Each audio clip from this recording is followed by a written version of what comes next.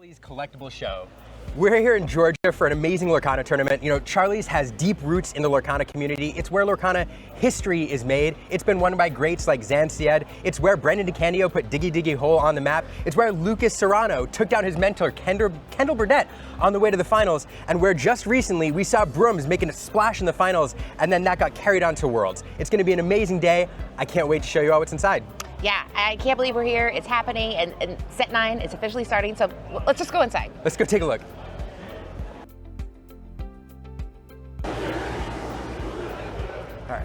Liam, we're here. This is the room where it happens. You've been here before. This is my first time, but what can we expect here? This is the Charlie's. I mean, this place is amazing. Not only do they have a tournament set up, a big snack shack, which we'll show you in a second, but there's all sorts of vendors with goods and products of all kinds here. It's a really fun place to hang out and shop if you're in the area, and it's a great venue to hold a Lorcana tournament in. Yeah, I think my wallet's a little scared, but luckily we'll be in the booth. They have good taste. Stitch is here, okay? So, gotta love that. This is the snack shack. This is where players and commentators refuel throughout the day with energy drinks and all sorts of goodies and stuff from overseas. It's kind of cool. And here we go. And this is where it's crazy, because when you're outside, you're like, oh, it's just a little card shop. But no, this is just a small corner of this giant labyrinthine venue. It has all the things, all the plushies. There's Bluey. Look at these. Huey, Dewey, like Huey, Dewey, and Louie, and Uncle Donald. Hanging out together. Look at this, Mickey. Yeah, I have blinders on. I'm walking past. No, I have to stay in the venue. It's dangerous for our wallets. This is the start, just the start of the play area. Look, we're gonna have almost 500 players here today. That's a lot of people. So what you're seeing right here is just a bit of where players will be playing today. Yeah, I was like, oh, this is it. No, there's more, which is kind of the theme here today. But wait, there's more. So it's wave to the broadcast team over there. They're busy. But speaking of busy. Speaking of busy, here are the judges getting set up, getting ready. The best in the business. And more. But wait.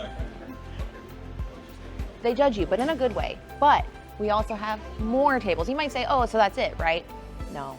No. There's more. No. Let's take a look upstairs. I hope you brought your walking shoes. And shout out to our cameraman. Whoa. We made it. More tables, more judges. Yeah, the judges, the tables, and even more. This is the top area.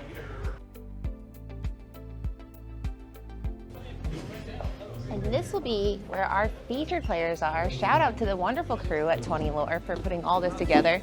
It looks just like this. It looks like this, but they're a little bit more stressed than this. Katie, what's in here? Here, this is where the magic is made for the captainating team. We're gonna be in this room here today. So you might remember this stream from the other side, but this is our view. And we're gonna do our best to bring you the greatest stream possible. It's gonna be amazing. Hang out with us all day today. There's gonna be some amazing Lorcana. There's almost 500 people. It's an incredible event. We can't wait to see you in the booth. Absolutely. First time ever seeing it. Eye to Oh, eye. Liam, karaoke is over. Oh, sorry. We have karaoke here, just so you know. Not only cool kids karaoke, we sing here. Yeah, nothing crazy goes on off camera. We dressed up as our favorite Disney characters, the business people. Yes. You know that? There's another stream out there. They have costumes. We have our own costumes. We're dressed up as Business 1 and Business 2. I am dressed up as the main character in Paperman. I am Disney short. Yeah, I'm dressed up as a background character in there. I'm at the bus stop. Yeah, perfect. Yeah, perfect. I'm in the background being You all like, didn't well, I'm know. going to work. And you may be like, well, did he wear purple and green? You don't know. It's black and white. Could have been. Yeah, it could have been anything. And that is the beauty of Disney magic and the world of color. But we just finished round 6. Now, chat, I get it. We all are doing the same thing where we're like, is this it? Everybody's looking at their cards and going, I guess if it's not Sapphire and it's not Amethyst, do I throw it away? Don't do that yet. It's not time. Not yet. It's not yet. We still have 3 more rounds, 1 more tonight, and then we're all, like I said, we all sleep here. We all brought our blanket and we go out there and then we pick a table. Right in this chair, actually. Yeah, this is where Liam picked. He picked this room, which is honestly smart pick. I picked table 3. That was so silly. But yeah, I mean, we are headed into round 7. We'll head without further ado. See what kind of hot decks we have here. It's one purple. Sorry, guys. The spice is purple, but with that is something a little spicy. And it's somebody you guys might have seen before. Have you heard of this player, ZAN SYED? I have. And it looks like we're coming in. He's been around the block a little bit. Looks like we're coming to this game. Turn 4? Like. Yeah, turn 4 because it looks like he's at 5 ink. He's at 4. The Charlie's ink blended in. I was like, where's the ink? Yeah, where's the ink? The ink is in the mat. You know, people were asking for spice, and apparently there's a player. Yeah, his we got moniker the is spice. So we got the This is not spice, no spice. and Zan. So, okay, so on the left, we do have Blurple. You know it, you love it. Maybe you hate it. I don't know. But we've seen it a lot. Dumbo here challenging into that Clarabelle, removing her. But on the other side, Zan. Now, some people got to see this deck in action early on. We did have it on stream in round 1, I believe. And all I heard from Brent Mukai is, this deck is mean. I don't want to play it. I hate it. Like, he loves watching it, doesn't want to play against it. So Zan been doing work here today, sitting at 5-1. So both of these players here fighting to stay alive, searching for the top cut. Looks like we are in game 1, and yeah, we're going to see what this deck can do. Yeah, I mean, we talk about, can you lose twice and still get in the top cut? That's going to be a hard maybe, because, I mean, right now, we mentioned that right now there are a total of 37 players at 15 points. I mean, 37 players have lost one game. So Zan knows that he has to win this, but so does Spicy. Spicy says, well, I'd like to win too. So that's kind of where we're at right now. But as we saw, there is that John Silver. We saw him in round 1 many, many hours ago. And he is back with a vengeance. He is a legendary from set 1, comes back in set 9 and says, hey, guess what? You have Reckless now. But I believe Reckless gets around that Dumbo. Dumbo can use his effect versus challenging. It's just you can't quest. That's it. But you can sing. You can use the ability. But here we go. You can't get around this, though. And that is Hades coming down on that Clarabelle. But it is interesting, though, because you have to use an ink to use his ability. So 1, 2, 3, 4, 5, 6. It's pretty low on ink on his side. At least not luxurious. He has 7 versus... Yeah, so Dumbo, you'd have to challenge with him there, or at least can't quest with him, because if you use all 7 ink for Hades, you're not able to use his ability, because it does require 1 ink. So I'm not sure who got Reckless there that turn, but... Well, I suppose in that case, is it T... well... Yeah, bottom line is we're not sure who got Reckless, but at the end of the day... Oh. There we go. So now we will banish that Dumbo there.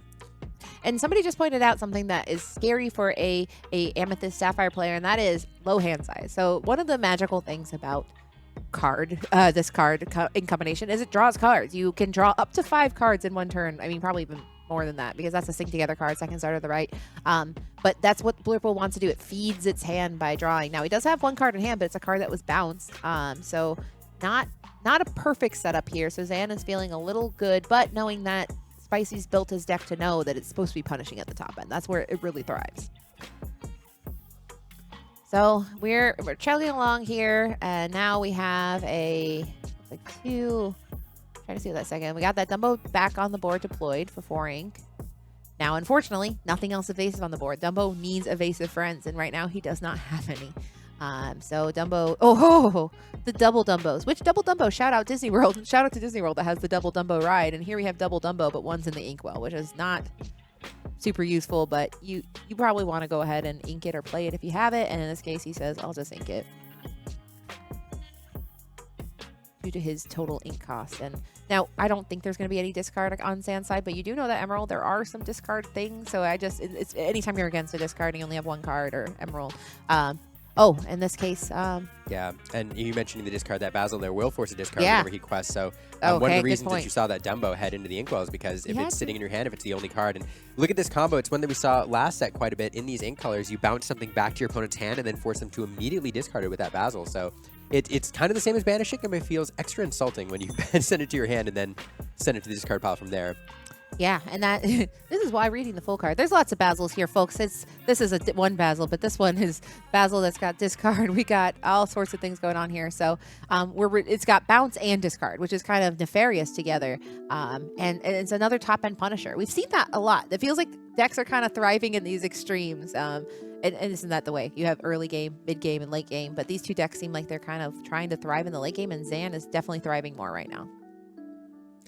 And it's so frustrating for a Blurple player here. One of the ways that you really run away with the game, second star to the right, is a card that's been used to great effect in this tournament, but it requires you to establish a board to sing it. And when you can control your opponent's board, bounce stuff back to hand, it's drawing into that card. Now it's a dead card, so it's one of the ways that you like to take over games, not available here, as Zan is really controlling Spicy's hand size. Yeah, he's saying, that's a spicy meatball. And here he's going, though, and keeps questing along. And, man, It's interesting. Zan is definitely one of those players that definitely looks at the meta holistically. He doesn't play something just because like this deck is good. He looks at this deck is good because of where it is right now. And we're seeing that here because Blurple is a deck where like, hey guys, you gotta fear it. It's the worst deck. And Zan doesn't look too scared right now. But I don't think I've ever seen him look scared, if I'm gonna be honest. He's a pretty cool as a cucumber player. But in this case, he might be onto something, and we might see, maybe we said we're gonna see Blurple. Maybe this is the next deck where they say, oh, the big three, you know, Bleen, Blurple. Bleen and Blurple, everyone's two favorite colors. Yeah, and here Spice digging a little bit with the Visions of the Future, looking for something. We do see a Hades there. I'm not sure if there's enough ink to play it this turn. I don't think so. There's no ink, so it looks like we're going to keep a bell. Won't be able to. Well, there's a little bit of damage to counters to slide around. We'll do something here. Yeah. Slide a couple damage counters from John Silver onto that Basil. Get him off the board. That support ability really annoying. And he chose to only move the minimum. That's something important to note. When you move, you can move up to 3. And that is something that is important to note, that they didn't go overboard and say, I'm going to move 3. They said, I'll move 1. That's all he needs. And save it for later, because there could always be more bells. In this case, he's got some pretty beefy characters, unfortunately. We've got that Basil and then John. And here we go. Oh, there's that Universal Shift Baymax. Not shifting here, just coming down. Because he's feeling going on the board, and just too much to deal with. So you all wanted a little bit of spice. We gave you spice, and we gave you a spicy deck, and we gave you a not Blurple deck, and one Blurple deck. But ZAN SYED, they're taking game 1. Wish I could have seen how the first few turns went, but I did see an Under the Sea in the discard pile there. I'm wondering if that was used earlier in the game. But really, I think showing what the game plan of this deck is, it's not heavy discard, but that Basil will give you a little bit of discard. I'm not sure what else is there, but a lot of board control with bounces, and then discarding your opponent's hand, just not allowing them to establish, a significant amount of resources. So interesting. I really want to see this deck. I didn't get to watch the match earlier today, so I really want to see a full game of this deck, but certainly fun to watch. Now, I heard someone earlier today, and I know, guys, you think I might know every Disney Lorcana card, and I do try, but there's some that people say, and I'm like, that one, let me look at it again. And it's a card called Heads Held High, which is a Sing Together card from last set, Raina Jafar, and it is an excellent pairing, if you will, with this Under the Sea. And we talk about, we got rid of Be Prepared, but Bleen said, what if I told you Be Prepared is you just have to be prepared. You have to make your own. You have to sing a couple songs, and by golly, you can still be doing that. And I do believe Zan is on Heads Held High. We did a deck tech earlier, but earlier somebody said, you have Heads Held High? And he said, yeah. He said it, not 100% sure. But it could have been me also trying to process what I was hearing at the time. But I'm 90% sure he is running it, which I'm confirming right now with my resources. But very interesting stuff here. Yes. Looking here. I'm pretty sure he is. Yeah. A couple of them. Which is, honestly, people call it toolbox, but I think it's just called, hedging your bet sometimes too, where he doesn't know what he's going to be against, right? He could be against an aggro deck where you absolutely do not need Heads Held High. Just go ahead and send that Under the Sea at naked. You don't need to run anything with it. But in this case, we're going into game 2, and Spicy's saying, I didn't like that. I'd like to show you what my deck can do. Let's see, taking a look at Zan's hand here. We do have that. I think is that Donald Duck Perfect Gentleman in there? We do the early Basil, the late Basil, and Under the Sea. Oh, wow. That middle card, I'm kind of like, yeah, but that's a Donald Duck Perfect Gentleman. There we go. I get a card, you get a card, and you can discard your card. So yeah, it's interesting. See how this goes. I definitely see. We do have the turn 1. See Clarabelle there. See the early game plan from this deck. Yeah, I mean, now that one card that I think is very, very interesting in this meta is Basil. Basil is a support character, and as we've mentioned, I mean, removal's at a high premium in this meta, so you don't want to pay to remove something that is not a problem. So you might look at Basil and go, it's not a problem. Yeah. That too could be very, very, very problematic. It helps click up that lore count, and it gives more threats. More threats is more problems, and more problems means you might use your removal carelessly. And anytime you give your opponent a chance to make a choice, there's a chance they make the wrong one. So it kind of bets on that. It gives you the chance to drain their removal and, pump up something later, as we've seen it. It's very good in Blurple, but we've seen it here piloted by Zan, which is kind of fun. Oh. Here we go, turn 1. We're not going to establish that Basil early, so no turn 1 play from Spice. Over to Zan. Yeah, and Zan saying, all right, what are we going to do here in this case? He will ink one of those Basils that was quite premium here last game. And then he goes and passes as well. hit the ramp here on turn 2. Sail the Azurite Sea with 1 going into the Inkwell. Yeah, and this is not the most explosive start for either of these players. It's kind of like, all right, don't worry, guys, something will happen later. Play-by-play. Yeah, but it's good. I mean, when you're having a start like this, the best dream is that your opponent also has a start like this. Because you're like, listen, if I'm going to have now turn 2 ramp up the ante, and he said, well, I also will turn 2 ramp. So it gives you a chance to kind of not be as stressed in this kind of situation if your opponent is having an equally measured start as you. But it all depends what's in their hands right now. We know Zan was on the play, so he did not get to draw a card. Or sorry, he's on the draw. So he got to draw one, so maybe he got something good. But when you're ramping, that means that you had to use a resource here. But here we go, refilling the hand with the Genie coming down with Evasive. And now will Zan start firing up his engines too. And he's got a 5/5 Scrooge McDuck. Yeah, just not a lot going on here. It's a vanilla card, but 5/5 for 4 with 2 lore. Very, very good stats. Spice here playing a Genie first, drawing a card before inking. Will ink the TikTok, and Genie will quest for 2. So both players coming out with 2 lore characters, but the evasive on Spice side of the board means that Zan will not be able to respond. But let's see if we get another 4 card. Nope, we're going to sail the Azurite Sea again. Yeah, and drawing a card here is good. I mean, we know that both these cards have both these decks have a pretty annoying top end as far as things that they can drop on the board and make problems for you. In this case, he says another Scrooge, which... So this is big for one big reason, other than, being able to quest and being big on the board, but that's 2 4-cost cards. That's 8 total, which can sing Under the Sea. Both those Genies susceptible to sea, so Spice got to be careful here, because very, very susceptible to a board wipe in this scenario. Let's see what he plays out. Yeah, and I mean, that being said, both those Scrooges are very susceptible to... well, one's susceptible to Into the Unknown, which in this case, not a problem, I don't think. He just put his cards down, which he believes there was nothing unknown about it. But yes, anytime you turn a card sideways, there's a chance that Into the Unknown will get you. But this case, survived, and now is it time. TikTok, notably, not afraid of being under the sea. No, not at all. Unless there's a heads held. Unless there's a heads held tie, yeah, which would be a really fun play. Oh, we are going to get everything exerted here. 7, so it is the Clarabelle. Okay. Let's see. Nope, we're just going to quest for those. Quest for 4. So no C there.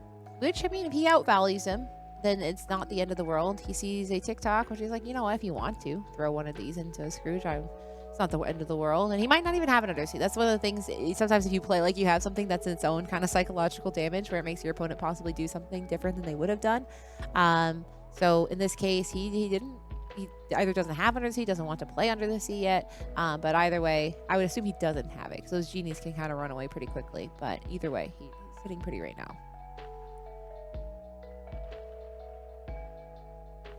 Now, we did see earlier there is some cards in the deck that they can, Spicy can use to call back cards, and that's primarily the only bounce card right now is Madam M Elephant. That's a card that you can play to go ahead and get something back to your hand. But in this case, we can just go ahead and do removal the Amethyst Sapphire way of moving some damage, challenging, moving 3, and, whittling away, doing some healing, doing some damage removal here. Well accomplished Mystic. One of those beautiful cards in the game being used. Great effect here. Finish off that Scrooge. So very smart move here where Zan is saying, what's worse? You making plays based on what you think I might have, or you making plays based on what I have? And he can kind of enjoy the best of both worlds, but he does see Spicy's board looking a little spicy. He's going, I have to do something about that. And luckily he has a Scrooge, but unfortunately Scrooge cannot reach. He does not, his little wings are too short to reach those 3 characters on the board right now. So can he get Under the Sea? And the answer is no. Yeah, I'm looking for either the Under the Sea or the Heads Held High. That combo would be pretty devastating. I don't see either one. No, and he needs both, and that'd be very weird if either one was in his hand right now, because he has not been acting like it or using it. Now, somebody in the chat did no bend to my will. No bend to my will. That is something I do know with a confidence that he said no bend, and I said. Which Bend to Your Will is a card that discards all your hand, which in Blurple can be very devastating. Blurple is so greedy with cards sometimes. We've seen players just casually drawing 5 cards with a second star to the right. So that would be powerful, but it is uninkable, and it is not always good. If you're playing against a card or deck that dumps their hand, like an aggro deck, you don't want Bend to My Will. So it's a niche card, and it really, really is depending on card draw happening spectacularly on the other side of the playmat. Yeah, see Zan thinking very carefully about these cards. I think we still are looking and considering the Visions cards. Thinking through the lines.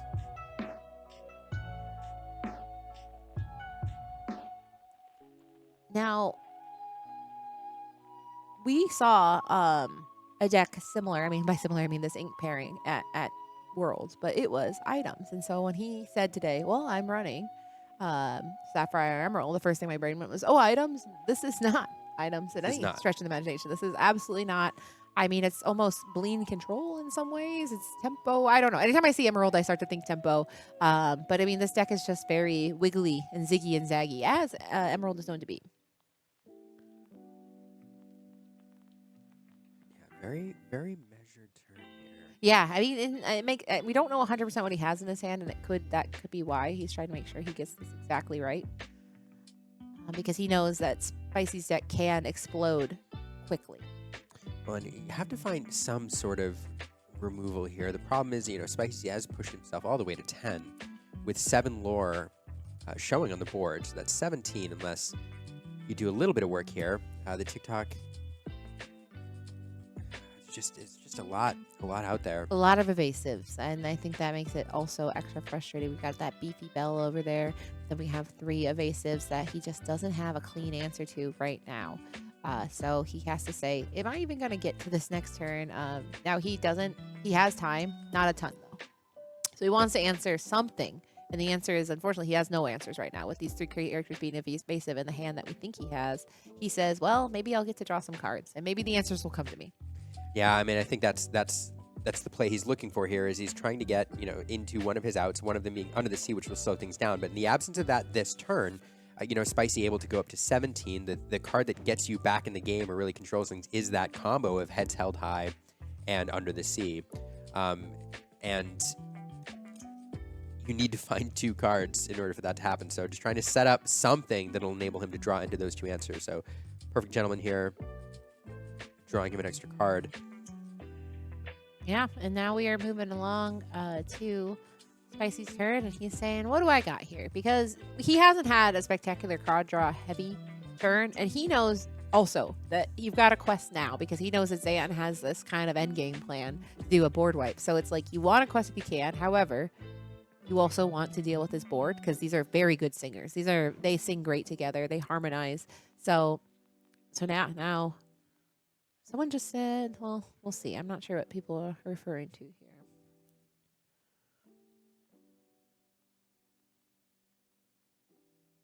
Yeah, notably, Clara on board, if at the end of the turn he gets to draw cards up until the value of how many cards his opponent has. So you get to draw at the end of your turn to match whatever the hand size is of Spicy. So if you saw someone draw at the end of turn, that's part of it. It's baked in. Yeah, it's Clarabelle's effect there. Also coming down, exerting that Perfect Gentleman. Perfect Gentleman is a card that will allow both players to draw an extra card at the start of Zan's turn, but not allowing him to use that ability there, taking it out in short order, going up to 16. Back over to Zan again. I mean, he would have loved to see that extra card. Now, he did draw one off the Clarabelle, so let's see if we found that combo. Yeah, and he needs it. We say now or never. It's truly now or game 3. Because he's got enough on board right now that's just evasive where he can't answer it. So now it is, what can we do? And he's not moving quickly, which makes me think that he's just trying to say, is there anything? These cards are going away I'm not sure about that maybe I can make these. So he's still thinking, looking at his hand. Now, notably, both these players are 5-1. Both these players know if they lose this game, they probably will not make it to day 2. It'd be very, very, very, very hard. Oh, we see Heads Held High. Oh, do we have both parts of the combo? All right, Heads Held High. That's part. So that's going to go ahead. Now it removes damage, but it also reduces the strength here. So it's going to remove 3 damage for any number of chosen characters, and then all opposing characters -3. So you don't have to. Chosen means you don't have to choose anything, but all opposing characters get -3. That's pretty black and white. But I think he's just going to challenge. I don't think he has the other half. Yeah, it doesn't seem like he needs to slam it down right now, and it looks like... Or maybe not. Maybe Clarabelle sang that, and now he's about to slap down. Is he going to... Does he have it? He hasn't. Yeah. Oh, we've been talking about it all game. There's that combo in full action. Now we lost Kita. You know, that's Kita we used to see this effect in Amber Emerald. You know, reduce all your opponent's character strength, then play the Under the Sea. Yeah. We lost that, but we still have heads held high. There it is. Everything going down. That was a very dramatic build for it. Man. Oh man, if I had that combo, I would have slammed that ages ago. We really thought he about was playing that. it like maybe I don't. And I was like, well, maybe he just wanted to do it because he wanted to have Heads Held High out there because it's a song no one knows the words to. I don't know the words to that song. Heads held high, touch the sky. You mean everything to me. Okay, I didn't. Wow, what is that from? RESCUE, Rescue Aid Society. Oh wow. Okay, here we go, guys. Katie's Disney movie night coming to a theater near you, and now we have a Dumbo, and this is not where Dumbo wants to be. Dumbo needs friends. Dumbo needs a lot of things. Dumbo is not meant to be by himself. He is best played, not even on turn 4. He's best played with some friends to do some bidding for him. Now Zan's not out of the woods. He is sitting at 8. He doesn't have lore drain. He really needs Spicy to have nothing over and over and over again. He just used a ton amount of resources to do that combo. So it was a game saver, but not a game ender. No, and that Dumbo is not, not the worst way to respond, especially when your opponent is not playing a ton of evasives. So, it'll be a little bit of card draw the next couple turns. Oh, and then we go ahead and do some universal shifting. And we do it twice, which is kind of interesting here. It definitely ups the lore here because he shifted one on top of the little Clarabelle and then another one on top of... I forgot what was on the other side. It wasn't a Scrooge. It couldn't have been. It could have been. I mean, it could be. Anything could happen. I think it was. But really fun flavor here. Those suits of armor coming down, clapping around those characters. Fun card here. Universal Shift, of course, can shift onto any character. And it's tricky because Clara is only good if your hand is smaller, and Spicy put him in a tricky situation when Spicy's like, I'm not really drawing cards, guys. I haven't been doing it, whether he can't or won't. Difficult to say, but I mean, I probably won't because Blurple needs cards. So he basically said, well, if I shift, oh my cheap. goodness. And now we've got the dumb 3. Nope. Yeah, what do you call it? A crash of elephants, actually. There we go, a crash. That's way better. It's a crash of rhinos, I'm sorry, and a something of elephants. And a herd, maybe? I don't know. Yeah, I mean, I heard that. It's quite a lot. It's scary what it is. Now, is it scary by itself? No, because, I mean, there's just a lot of flapping sounds. It's not a lot, but it is enough where he's got Lorthbull on board right now. He could win the game if he doesn't have any answers here. And notably, Baymax, Clarabelle, and also Baymax cannot reach where Dumbo is right now. No, as long as Zan can get rid of one of them, he's got 1, 2, 3, 4, 5, 6 lore on board, so it'll force Spice into the response, or into the Someone control said, roll.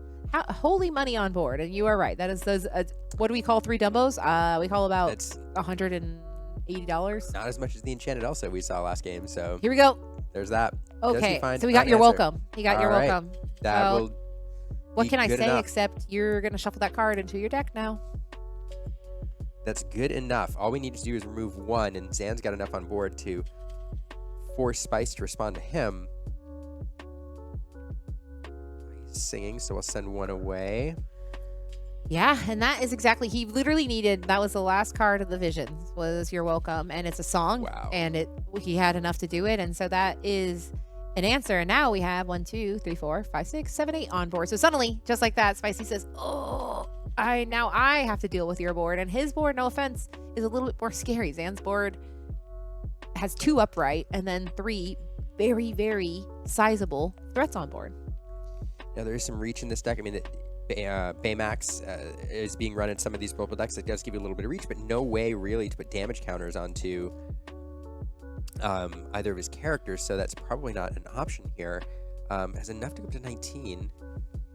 And he says, I'm going to try the magic visions. Visions helped you from losing, so maybe all visions, and I'll find the answer.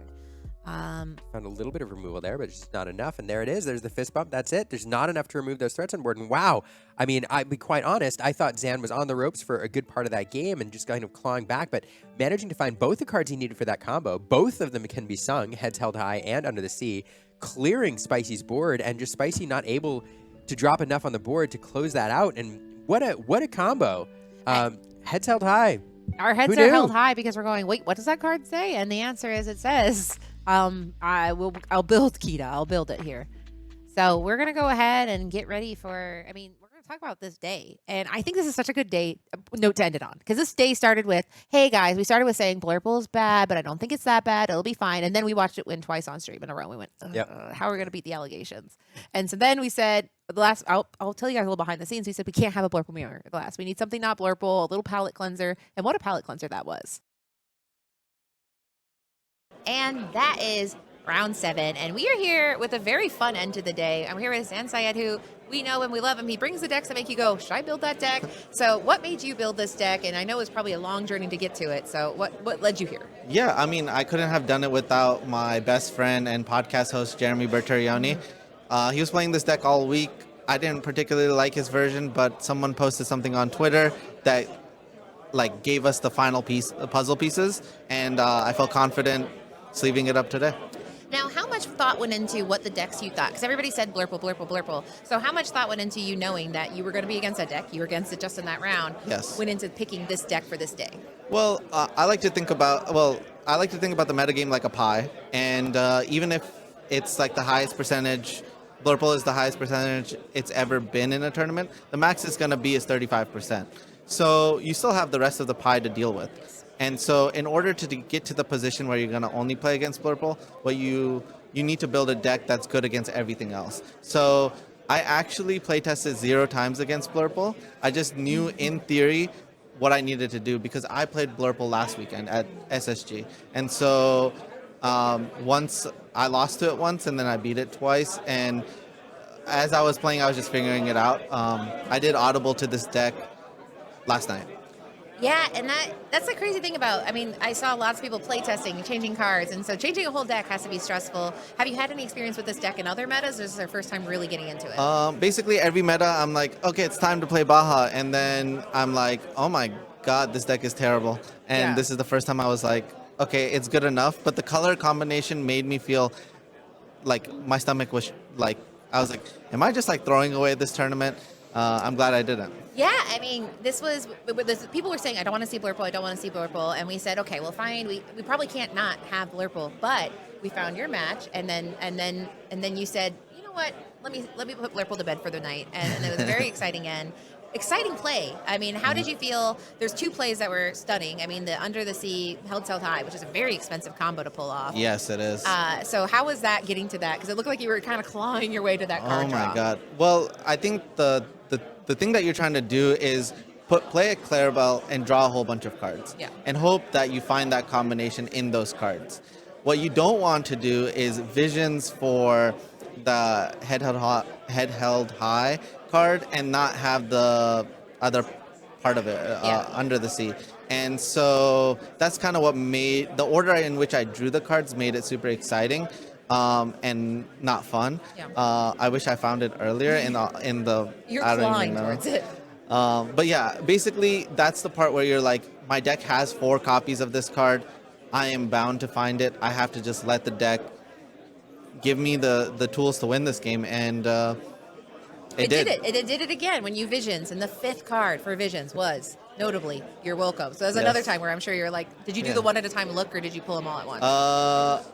I definitely did like the heart of the cards moment. Yeah, it was an incredible moment. Yeah. So now that is you're undefeated, right? No. 1-1. Well, 6-1. Which is good. It's still a good way to end the day. Now you do have to do the thing where you go to bed and then come back. But after this, I mean, are there any decks that you're kind of like a little bit nervous? Because I mean, you don't get to pick what deck you play. Well, I think that bringing a deck like this makes you the scary person. Yeah. Right? Basically, people don't know how to react to me. So either they take the time tonight to practice against it, or they